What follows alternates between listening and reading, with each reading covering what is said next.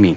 مسؤولي نادي الاهلي نجحوا في تجديد عقد حسين الشحات لمده 3 سنين بعد الاداء المميز في الفتره الاخيره، وطبعا مارسيل كولر كان مقتنع بيه بشكل كبير جدا، وهيتم الاعلان عن تجديد عقد اللاعب بعد عوده الفريق من الكاميرون. صراحه يعني حسين الشحات يعني عمل حاجات كتيره في الفتره الاخيره بتثبت احقيته في البقاء في النادي الاهلي.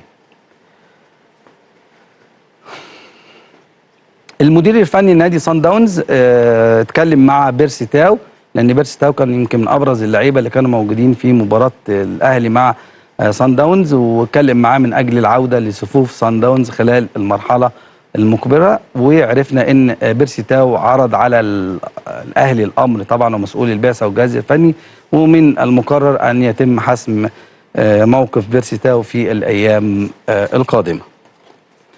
مارسيل كولر طلب من إدارة النادي الأهلي التعاقد مع مجموعة من اللعيبة المميزين ده استعدادا للموسم الجديد. محدد كولر المراكز اللي محتاجة تدعيم، من بين المراكز دي حارس مرمى ومدافع وظهير أيسر ومهاجم. طيب لما نشوف هل كولر نفسه هيكمل ولا مش هيكمل. في طبعا النادي الأهلي ما بياخدش قرارات كده عشوائيه، النادي الاهلي بيبقى يعني بيسيب الفرصه للمدير الفني، والحساب بيكون نهايه موسم مش في وسط الموسم.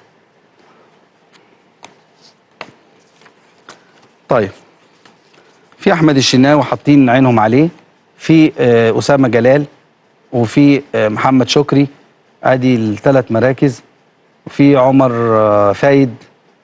عمر فايد مدافع المقاولين.